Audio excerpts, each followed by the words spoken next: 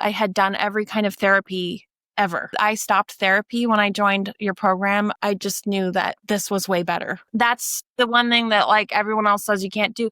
No, it's cured. It's cured. The skills healed my relationship and my mental illness. Real women, real marriage turnarounds. This is the Empowered Wife Podcast. My guest, Adeline, had a mental health challenge that was hurting her relationship and no hope of recovery from it. But today she is living her dream life with her man. She's going to tell us how she did it so you can do it too. Adeline, welcome to the Empowered Wife Podcast. It's great to have you here. Thank you so much for having me. And I feel like that intro literally said it all. Like we don't even need to do the interview because that says it all.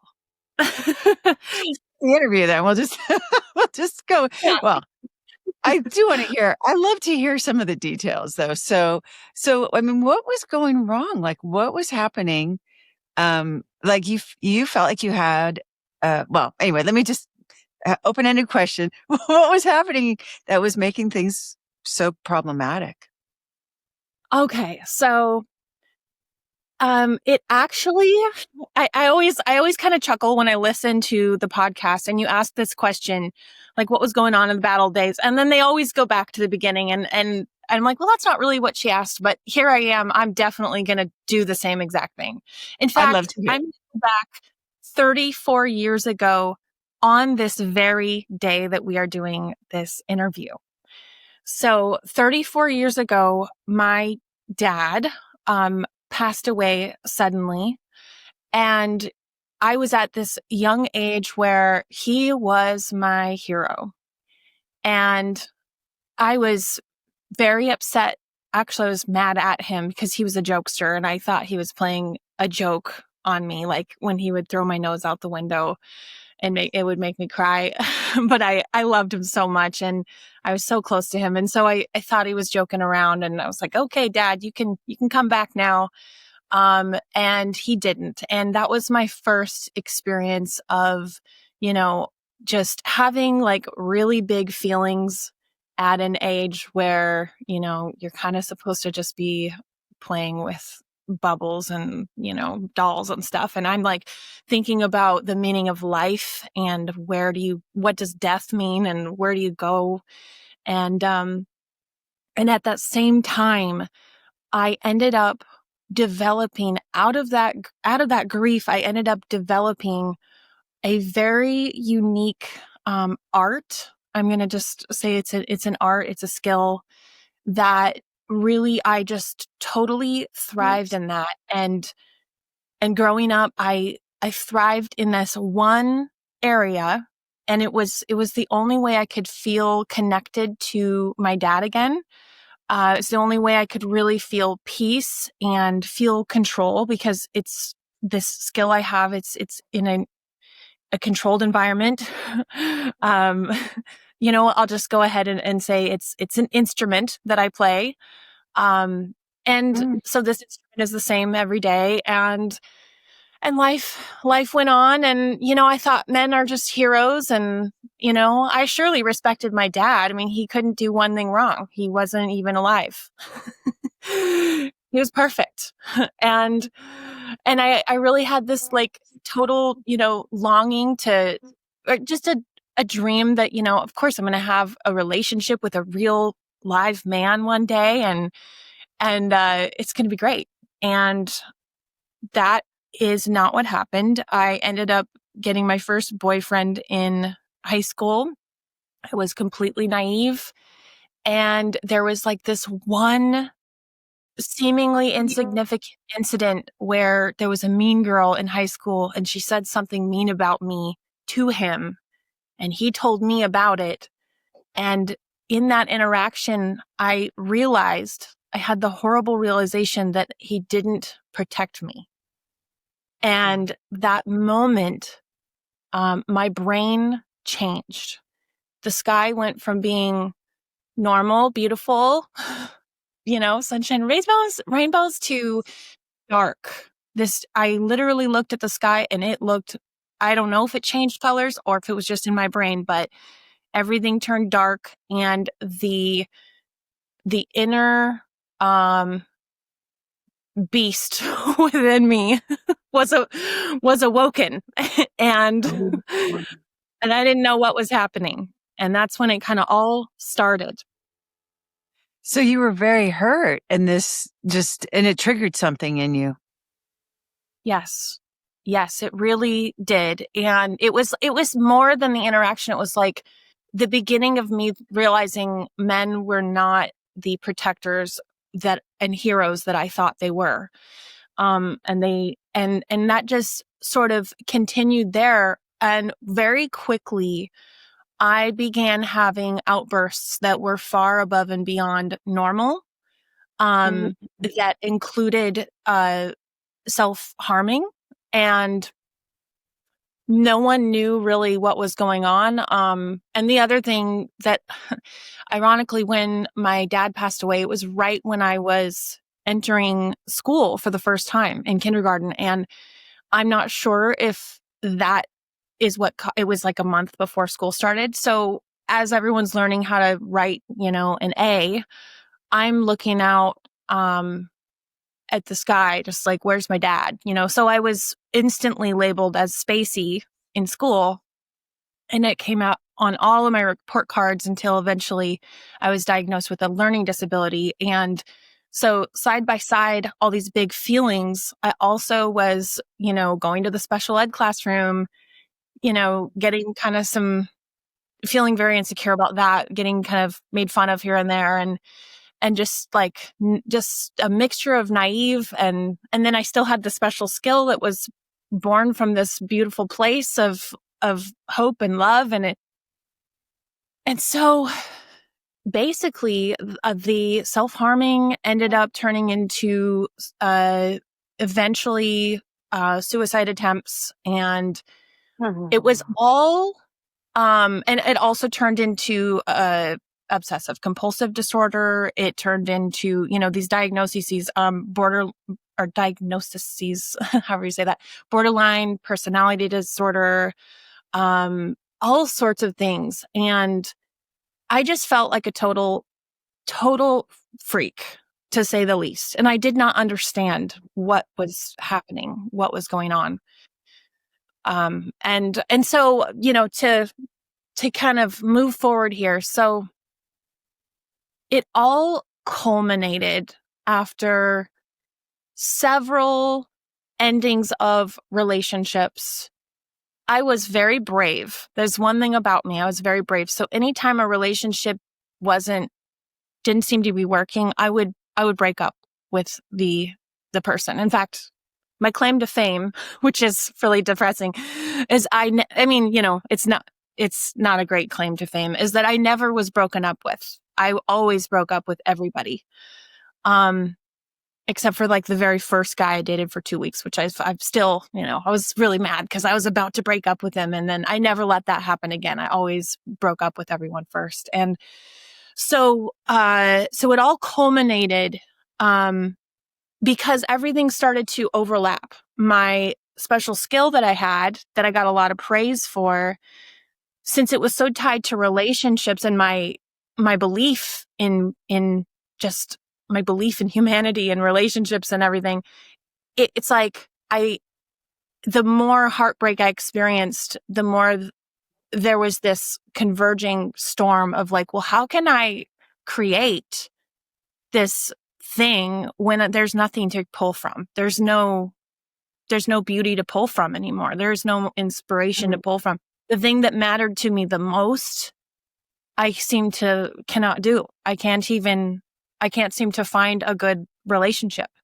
And so it all culminated in the convergence of a string of breakups, which included a divorce in there. It included, my career, because that's all tied to it, my housing, my financial situation, because the thing I do is mostly from home. So if I don't have a stable, home with internet, if I'm going through breakups and I'm, and at the end of the day, I ended up nearly committing, suicide. I attempted to, it became like it was imminent. I ended up in hospitals, self-admitting myself, like, something's not right.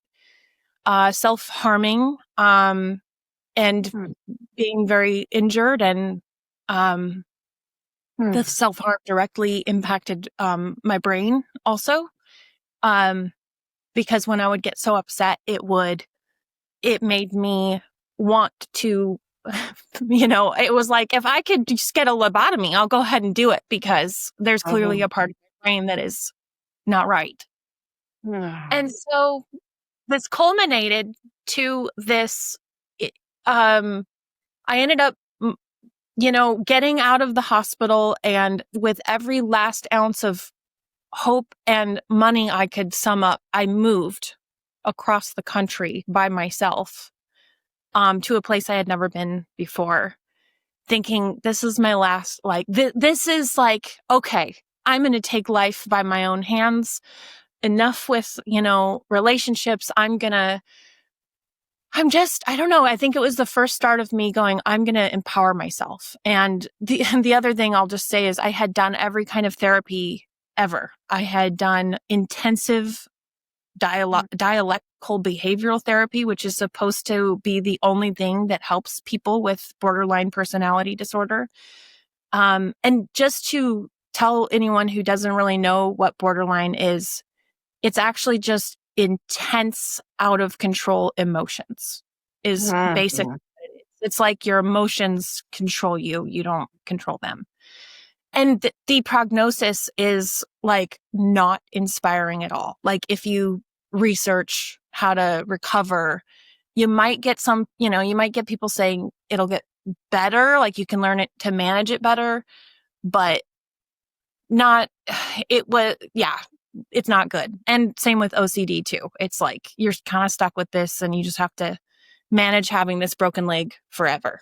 Forever. Um, Let's yeah. not forget ever. Right. This is that the prognosis. Like it's incurable. You're just gonna Mm-hmm. suffer. And it sounds so painful. It sounds Yep. awful. Mm-hmm. Oh Yep. gosh. And you're probably like, well, this is about a relationship, and where's that? And that's coming. That's coming. No, I get it. I can see how this could impact your relationships for sure. Yeah. Yeah. So, okay. Yeah. So let me get to that part, because that's a whole part within itself. Okay. So, very quickly after I moved, I met the most amazing dream man. I'm just going to call him Dream Man. I met Dream Man, and he just touched every single part of my hopes and pain and everything. I, I immediately just was like fascinated to the point where I thought, oh my gosh, all I had to do this whole time was just move. It was clearly just my area, the bad, apples or whatever there. That's what it was. And so I thought, okay, like, and in that time I was in this time of empowerment, and I had gotten your book, and I definitely read it and went, oh crap, wow, I did everything wrong before. Okay, I'll be respectful. I will, and I actually started to realize how much my mental illness was just a form of control. All it Mhm. was. It was just me trying so desperately to control that I would do anything, including hurting myself. Yeah. Um, and the Wow. only reason I was trying to control was because I just wanted love. That's all. That's all. So I started out, like, I read the book, and I was thinking, okay, like, I'm just, I'm doing this right. And, I'm going to start things right on the right foot, and meanwhile, I did open up to him and share, hey, a couple of weeks ago, I was in the hospital, like, and I think a lot of people would have ran after that, and he didn't. He was immediately my hero, immediately. Um, okay. So then after, I'll just say like we had fallen in love and we were dating and, we were together and everything. Well, a bomb went off, not physically, but this is one part of the story I cannot tell because it's not on my paper. But what I can and will say is that it turns out that he had been also in about the same place I was when I met him. He was in a very, very painful place himself in his life. And he was on the verge as well of ending his life. And in this, and he didn't tell me any of this. So it was like a big unveiling. And through that, there were lies, there was betrayal, there was heartbreak. And I stopped seeing him. And that's a time that I can't even really, it will forever be just something like I don't even have words for after everything I had been through. I think I was just like, universe, how could you do this? How could you do this? And I thought this was going to be the one person that wouldn't hurt me. And I thought I had done everything right. And I was brave and I had moved. And so somehow, fast forward in time, it was very clear to me, like I was not going to run from this situation. I was going to face it and I was going to come out a better person no matter what. And I just chose to show up in integrity in that situation. And I actually did amazingly, because the thing about, I think people sometimes with even mental illness is when real tragedy strikes, they can really thrive because they're like, I am used to this. I can do this. But when we got back together and then we were like we're in a relationship and we're starting over basically, that is when almost like I started feeling comfortable and I thought, he owes me because I kind of thought like, I actually don't really need to do the skills now because it's all his, it's all on him now. Like he just has to fix everything now. He's got to make it up to me. Yeah. Exactly. Yeah. And so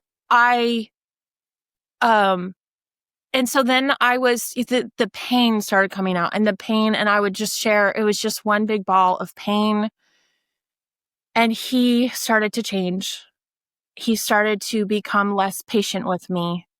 He started to become, it happened sort of slowly at first. And then it got to the point where things got really bad.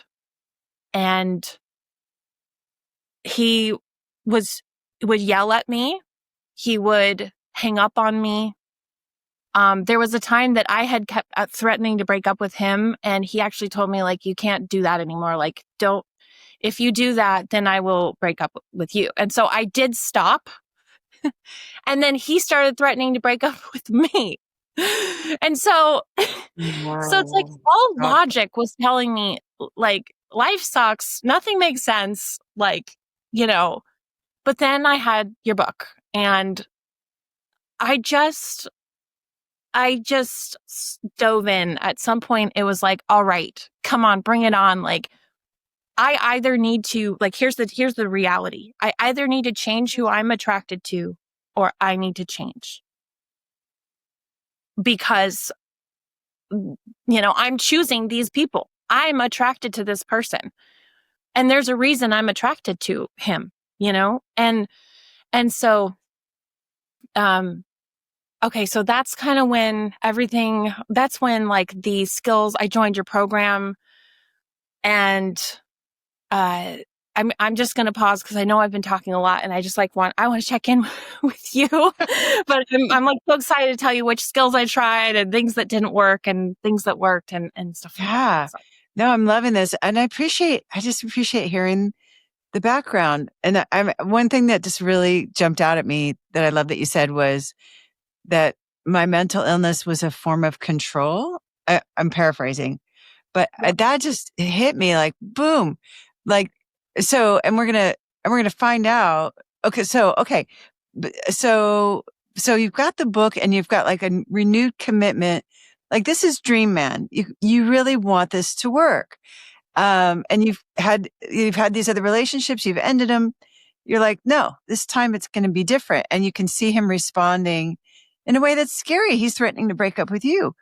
And that doesn't happen. That doesn't happen to Adeline, right? That's not your jam. So, Mm-mm. okay. So what did you start doing differently? Oh, okay. Oh, wow. So everything.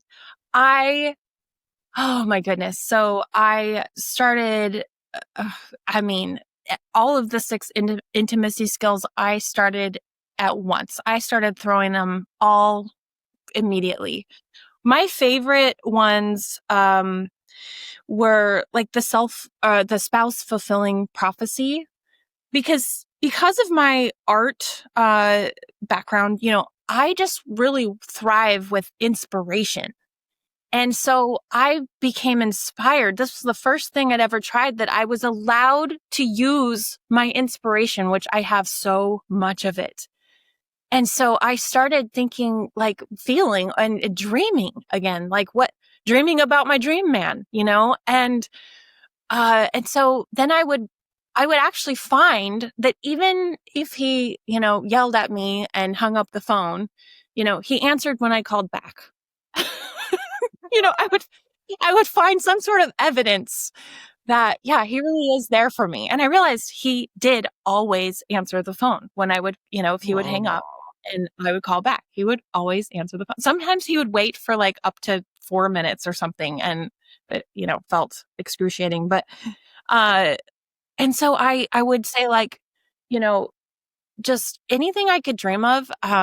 And there wasn't just one at a time because I don't work like that. It would be like 10 new spouse fulfilling prophecies every day.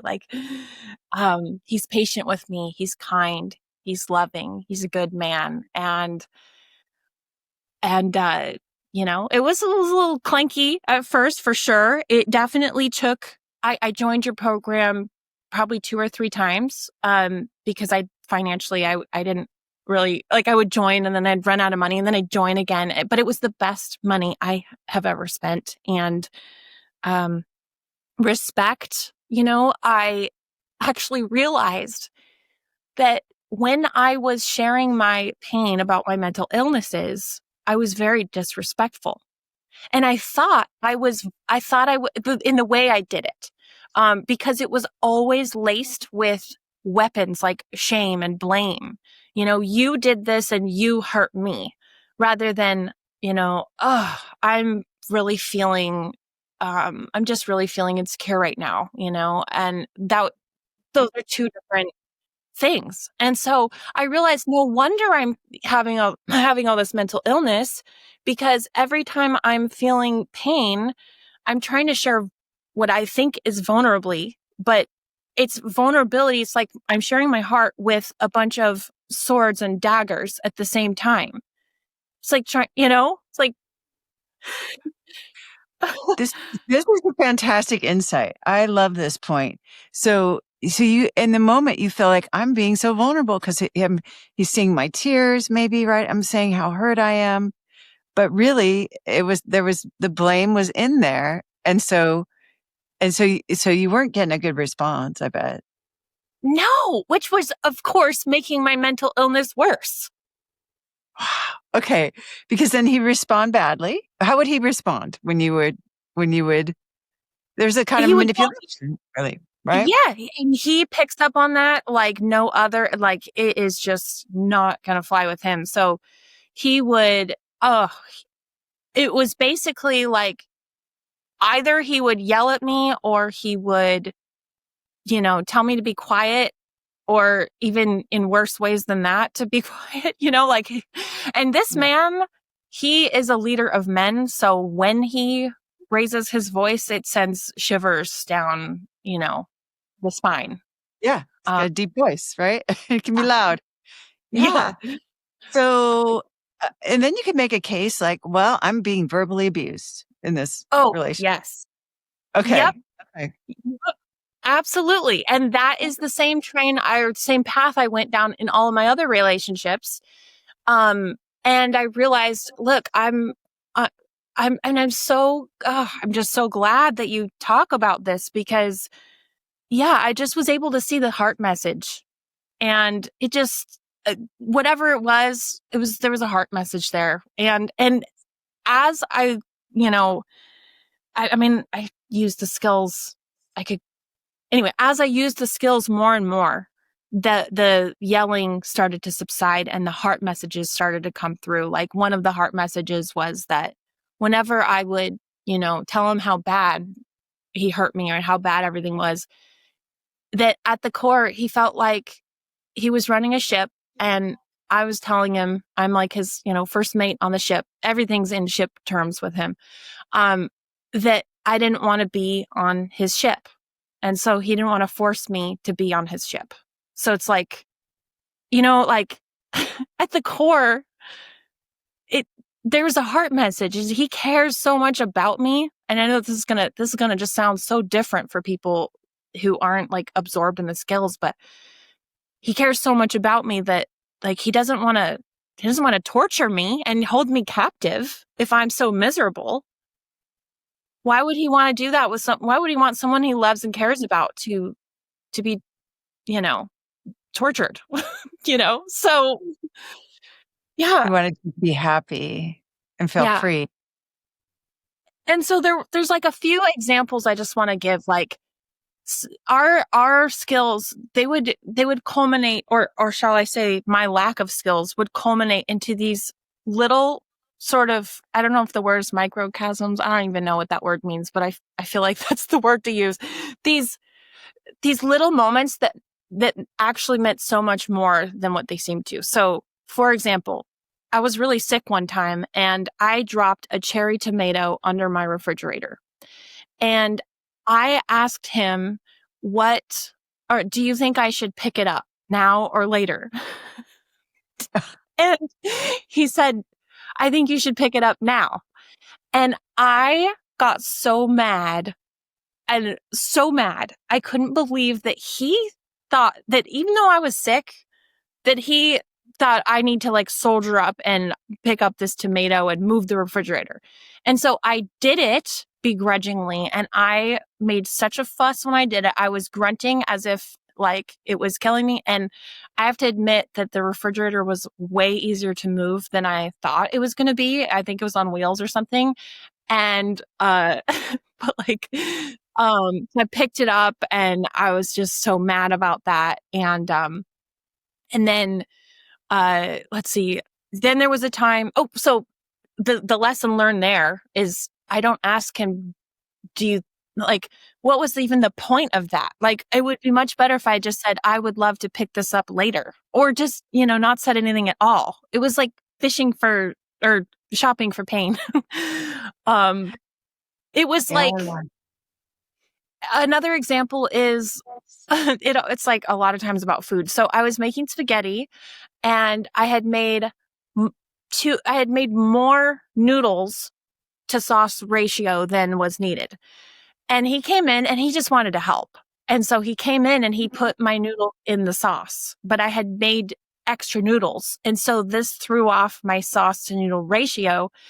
And I was like really hungry. And because that's another thing, I like wouldn't eat in advance for our dates, and I would, try to make everything perfect. And so then we were eating these dry noodles and I ended up, complaining about how he like messed that up. And so, the message there is like that I didn't want his help, and if I had used the skills, I really could have just said, honestly, I could have just said, what could I have done? I mean, I could have I could have just said thank you, honestly. Like, I could have just said thank you, and I could have just said, yeah, I made more noodles than I was intending to use, or I don't know.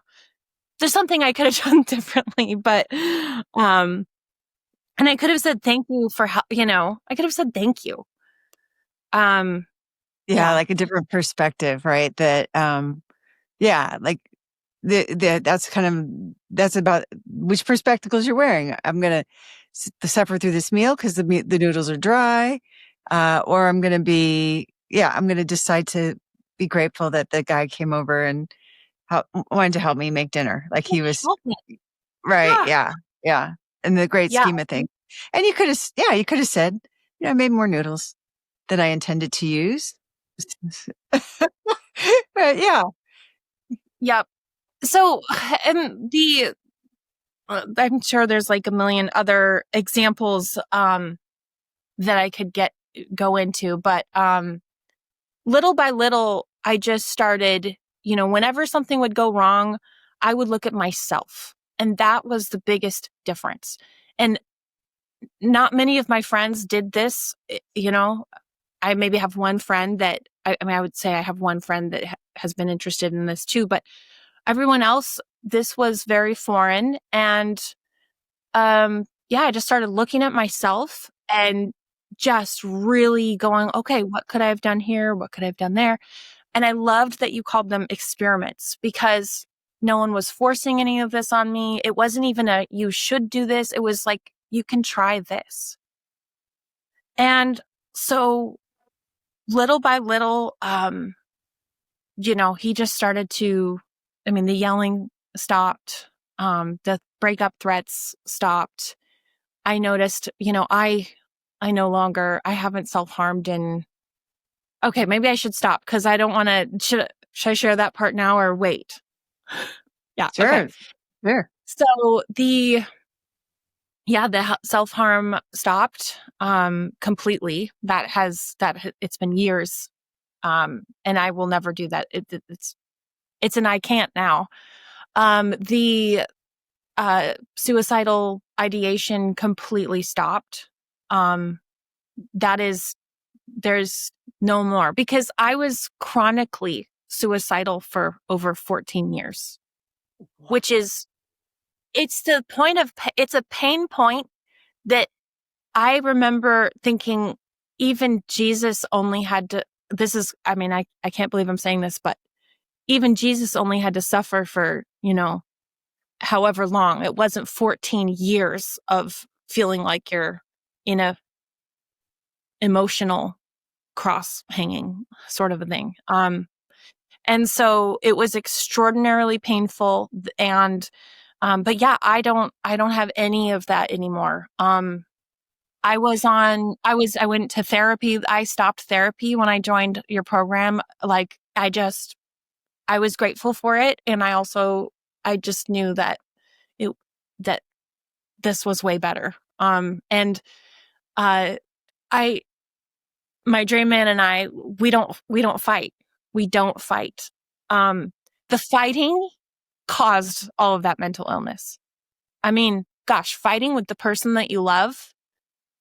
I know everybody has their own opinions and their own ways of doing things. For me, that is the most painful thing I could ever really be doing, is fighting with that person. And, so yeah, we don't fight. That was another it was a relationship fulfilling prophecy, where I just decided, yeah, we're just a couple. We just don't fight. Like, there's just no need. There's just no need to fight. So we don't fight. Um, Huh. our, I was on medication. That's, all the way down to the very smallest, tiniest little dose, which I'm actually, leaning into him. This is like probably the most beautiful part of all of this, makes me really emotional, is I lean on him a lot. I lean on him a lot. And so one of the things is like, hey, I would love to be done with this medication. I'm ready. And he has said, we just moved into a new place. I know that's a stressor. Let's just do, a few more months of this, and then let's revisit this I know it's really important, and I see you making a huge amount of progress. And I'll say, okay, like that, I am completely trust him to have my best interest more than anyone else in the world.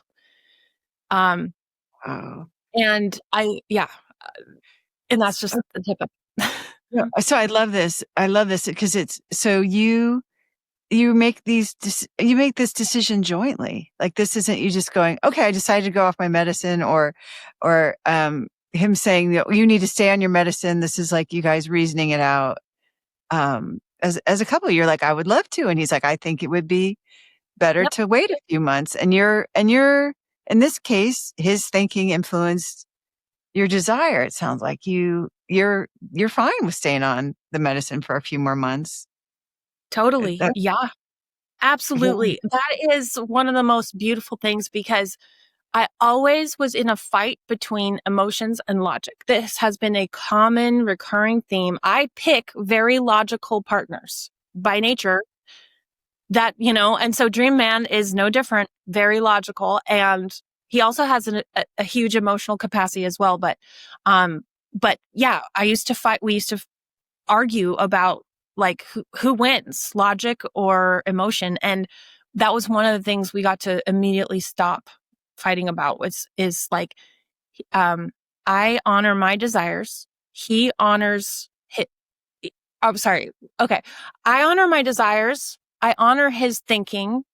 And, and this might be controversial, but his, his thinking kind of has the trump card. And like that might be really hard to hear, but I have to tell you, it has worked so beautifully in my relationship because I feel free to desire now. I don't have to worry like, is this a desire that I should have or not have? I feel free to desire, and I feel that I trust that he wants to fulfill my desires more than anything like else. Like he wants to. And so if at all possible, he will. And, so my life has completely changed. My financial situation has completely changed. So because of all the mental illness, the learning disabilities, life was so hard, just paying the bills and trying to get my groceries, and um I would go and DoorDash and donate my plasma. I would do, and it was really, really hard. It was a hard life. And I have to just say, people say when I mention this book or the skills, what I hear a lot is that sounds almost dangerous, is what people will say. Well, what's dangerous is having relationships where you're fighting and your mental health is bad and you can't trust the person you're with. And that is very dangerous. That is so dangerous that I almost didn't live through it. This is the safest thing I've ever done, is learn these skills, because now my life is so much better. I am financially taken care of. I have expressed my desire that I would love for you to take care of all the bills on all of my personal bills, which it's like you in the pool. Insane, because I desired so badly to because I have to say, one of the things you said, Laura, was only happy people have happy relationships. So this art of mine, I had all these dreams that like I couldn't quite do. And it created so much frustration and all of this stuff. And it was like, when you said that, it was like, oh my gosh, not only am I like permitted to follow my dreams, it is a requirement for me to even have a healthy relationship. And so I expressed my desire to him. I would love for you to provide, take care of all the bills for us and for me, my personal expenses included.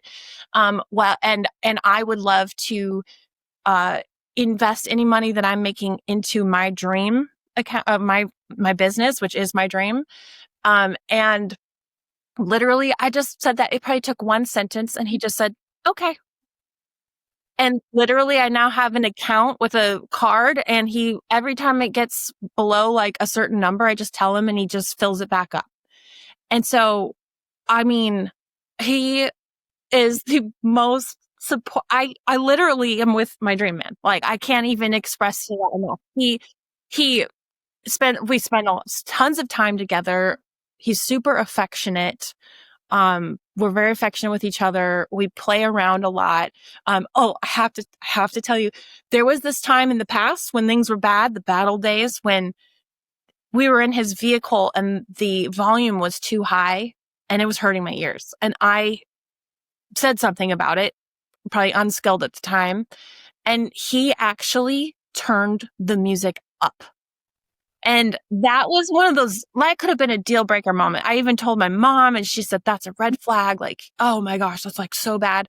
Well, like just last night, I mean, we'll drive and he's just like, if it's too loud, you just, turn it down. And like, he'll skip over things when we're watching things. He knows I don't like it when like women are too, risque in things. And so he'll like skip over, he'll change the song if it's too risque, or like anything that could be triggering to me. Like he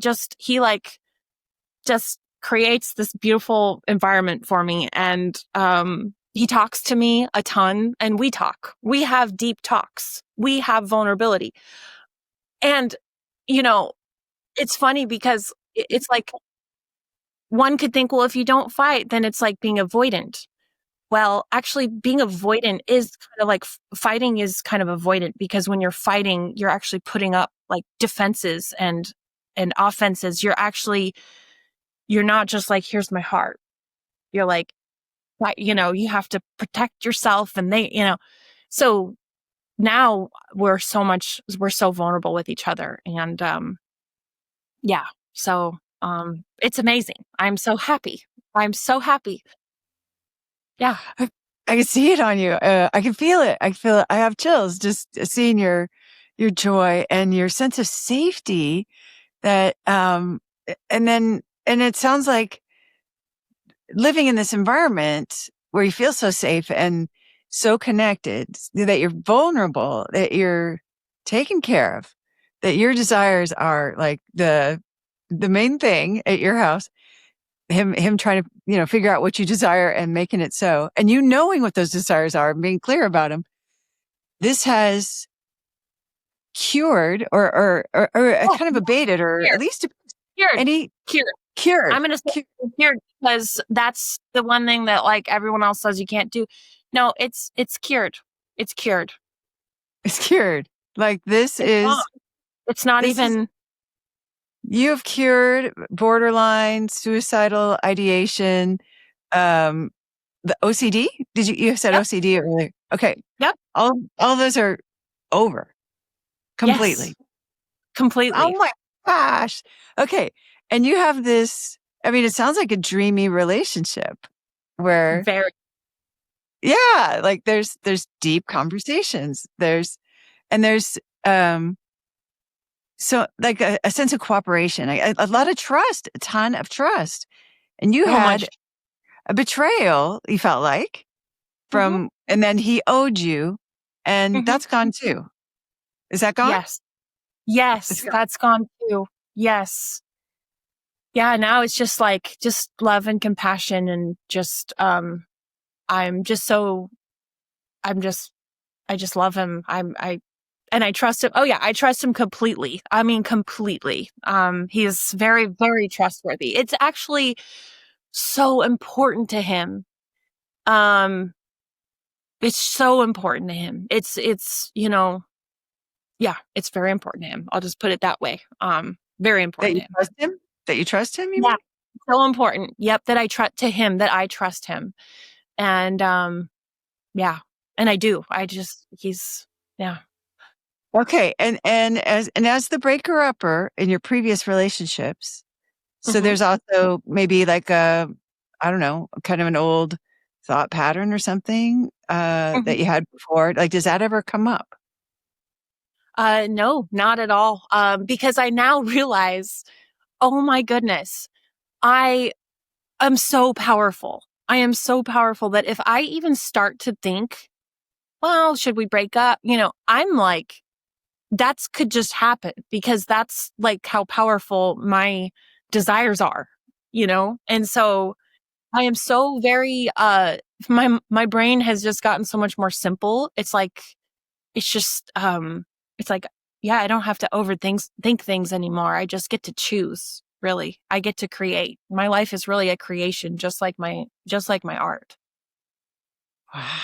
Wow. This is amazing. I mean, I've never, this is like, yeah. So it feels like just having the intimacy skills and I guess, and having support to implement them too, gave you the power that you needed to just heal yourself. No more therapy.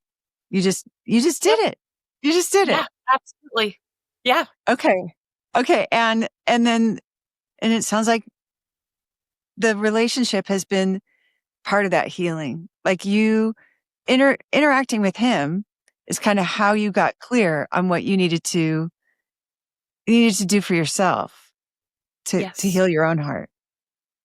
Yes. It's like he knew really also, it was like he knew what I needed to do really from the start. And even his, the yelling and the hanging up, he was trying to tell me what I needed to do to help myself.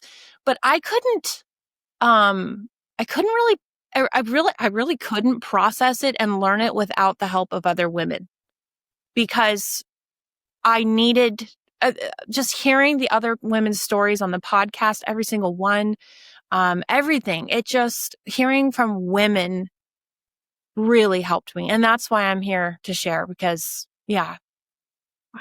yeah, Wow. So moving. So yeah. sweet. Well, I mean, incredible. Congratulations. It's an incredible achievement to, yeah, not only create your dream relationship with your dream man, but to also heal all these previous issues. So, okay. And you've talked about it, and you sound very skilled. How long have you been practicing intimacy skills? I would just go ahead and say about 3 years. But with dips and, valleys and whatever, a whole Sure. array of things. Yeah. Sure. No, I was just curious because you were saying it's been years since you've had the urge to self-harm. So I was kind of curious about like how long it took, Oh, yeah. before that was lifted. Yeah. So I think it was about actually 3.5 years ago that I got your book, I would say at least. And then it probably took me, I would say within the first year, it reduced a ton. And by I don't know, a year and a half, I mean, I'm really bad with dates, but I would say within a year, probably the self-harm went away.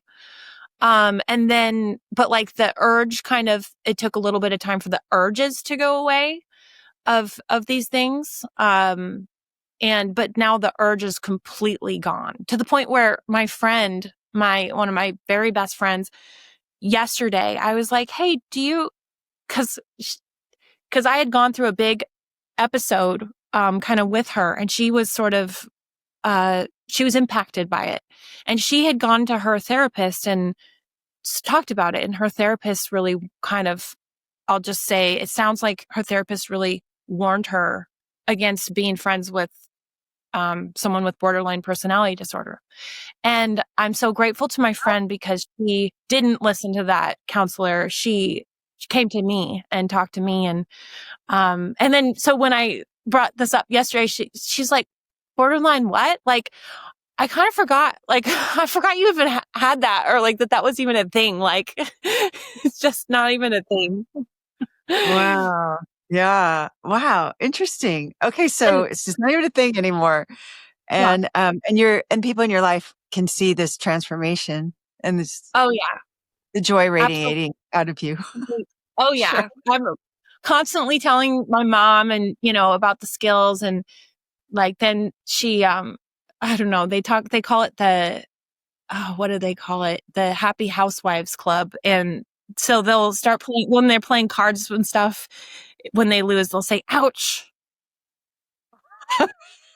But my mom has, she's actually learned a lot too. And it's fun. We experiment because she's got a boyfriend too. Because, my Oh, dad died and yeah, yeah. the boyfriend. So you've been influencing your mother, it sounds like. The Yep. skills are going up that direction and generationally. Yep. So that's awesome. Where I And can, but I know a lot of people can't. They cannot. They don't want to hear it. And so I've learned with those people, I just listen also to them. It's okay. Everyone's on their own journey. right, that's right. And these are just experiments that work for us. And how do we know what's best for anybody else? So, Yeah. but it's so inspiring to hear about what's worked for you. What? And it sounds like you use ouch too. Do you use ouch with your dream men? So I try to use more like oof or ow because somehow the ch is very harsh sounding when I say it. So, or I might even just say, "Hey, babe, that joke stung," and then that's it. Then I get out of the way, and immediately he wants to be my hero, so he'll say, "Oh, I apologize for that. You're right. That was too harsh of a joke," because he's a man. So sometimes his jokes are a little, a little too much for me. And see him being this like, this strong, uh, man, this man, like, and me being this sensitive, woman with like, these mental, like so emotionally sensitive. It could have easily been said like, this isn't going to work, because he's going to be too hard for me. I'm going to be too sensitive for him. But that's not the case at all. He's like, if he steps on my foot now, it's just like, oh, oops, like, yeah.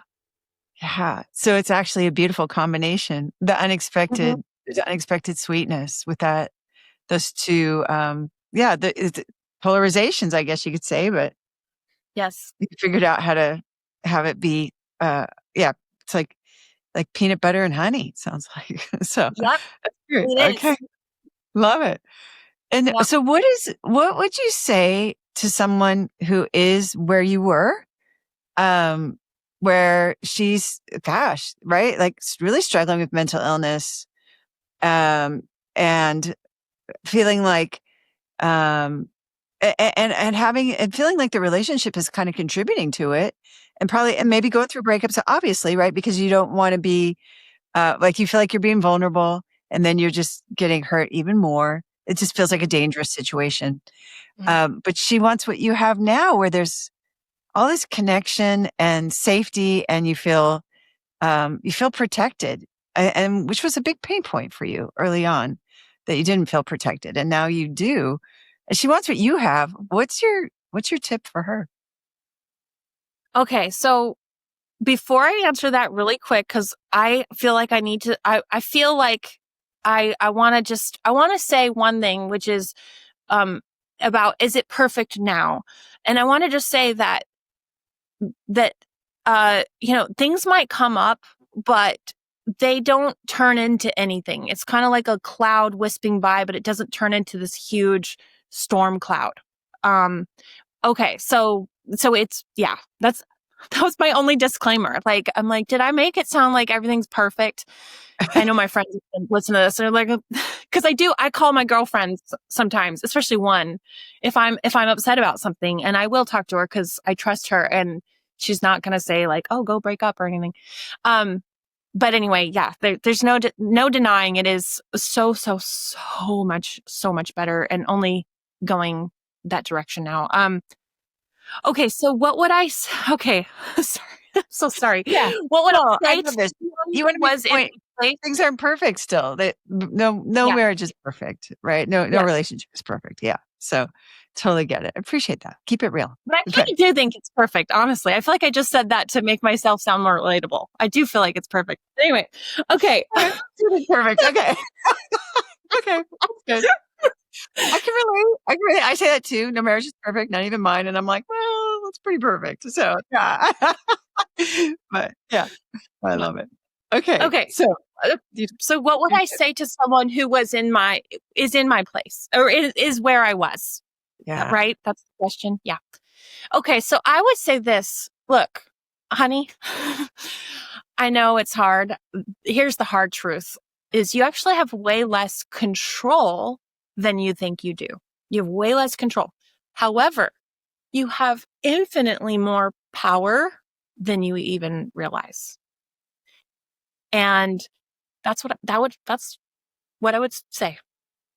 Gosh, okay. And then well, tell me a little bit about the difference.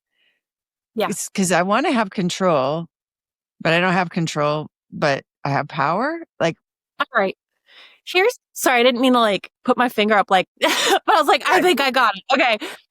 If you're walking a dog, for example, this is like totally a random example, but let's say the dog is like barking at another dog. Okay. And you're like, stop barking, like trying to control that dog, just stop barking. And, man, chances are that dog's going to just start barking more because it's like you're trying to control it. It's turning into this power struggle. Whereas even if you're not on a leash or whatever, or the dog's not on a leash, whatever, you or the dog, if you were to actually just look at something exciting ahead at that same moment and go, let's go over there. Woo! That excitement, that dog is going to be like, I don't even care about the dog over there. I'm just going to run to where we're going. Because I love dogs. I feel like we're all kind of like dogs in a way, and it's a good thing actually. So it's like that is power right there. You did just change the situation, but you did it through inspiration. Like inspiration is just, in my opinion, it's, and of course I'll just say like, and my partner, my dream man would not say this he would be like, he probably wouldn't agree with me on this. And that's okay. That's okay. This is my beautiful, I guess, this is my perspective, is that inspiration is so powerful and that everybody, every man and probably every woman, it's like they have a really wonderful part of them and they have a really, difficult part of them. And whichever one, and this is not my own, I heard it somewhere, but like whichever of those people you speak to, they're going to speak back. And so changing that focus, but yeah, that to me, that's true power.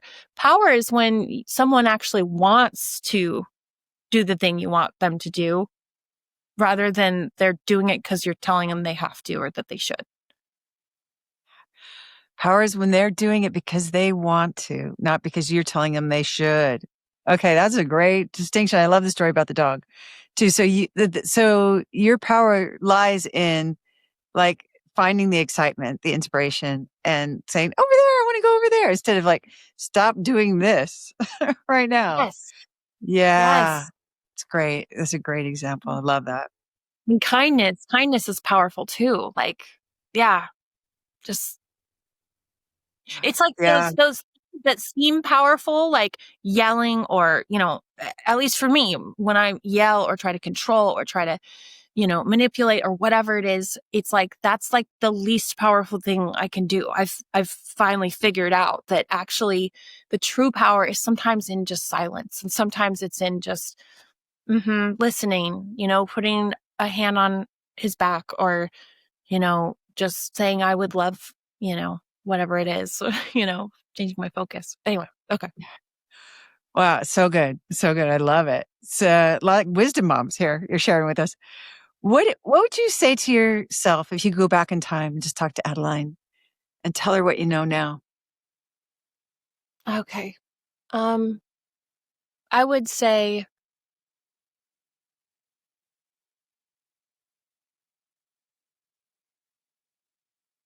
man, I thought, of course I'm going to prepare for this part because we all know it's coming. Honestly, I just have to be honest here. I would say just don't listen. Don't, I mean, you can do whatever you want, but like, therapy and the stuff most people are talking about out loud, they aren't really leading to the relationship you want. For example, even dialectical behavioral therapy, the person who created that was single. Okay. To the best of my knowledge, she was not in a relationship. So yeah, you know what? It's like find someone who has a good marriage and that you can make it your own. you know what, really, I'd skip all that. And I'd just say, just go get Laura Doyle's book and join her program. That's what I would say, because I don't have time to figure it all out, but someone else did. And listen to the podcast. It's awesome. I've been trying to I crack the love code it. forever, but you know what? You ladies all already did. This one code I don't have to crack. Wow. Well, what a shiny, incredible example you are of taking the skills and really making them your own and making your relationship shiny and amazing as a result, and being a beacon of hope of what's possible, even if you feel like you have intractable mental illness that you've had for your whole life. You don't have to have that anymore, and your relationship can be the vehicle for curing that. Mm-hmm. Incredible. Yes. Who knew? Who knew? Did you think that was going to happen as a result of starting to use the skills in your relationship? No, I sure did not. I thought they were two different things until I realized they were the same thing, just manifesting themselves. It was the same thing. Cured two things. What is that? One stone and two birds or something? Yeah, two birds with one stone. Yeah, the skills healed my relationship and my mental illness. Wow. Wow. Well, it's remarkable. It's incredible. I'd like to give you my Best Wife Award. Congratulations, Adeline. It's incredible. You've been courageous. You've been very dedicated. You've been, I want to say wise, like you've gained wisdom, and I just hear it pouring out of you, and you've brought joy, to yourself, to your relationship, to the world, and to all of us on this podcast today. So thank you so much. Thank you so much. Love getting to hear your story. Yay. Oh, thank you. So here's a takeaway Adeline used to transform her relationship that you can try tonight. It's the spouse fulfilling prophecy. See, Adeline decided to see her man as her dream man, even when he was hanging up on her. She looked for evidence of his kindness and love, and she found it. She realized that when he hung up on her, he always answered when she called back. Always. And that was her evidence that he was there for her. So tonight, I want you to pick one quality you want to see more of in your husband. Maybe it's that he's thoughtful or protective or generous, whatever it is. Write down his name and write, "You are so," and then fill in the blank with the quality you want to experience. And then look for evidence, even tiny evidence. Did he ask about your day? Because that's thoughtful. Did he lock the door behind you? Because that is protective. Did he bring home your favorite snack? Well, that's kind. Did he take his own dishes to the sink? Well, it's considerate. Did he put his arm around you? Because that's romantic. So write down what you notice, because what you focus on grows.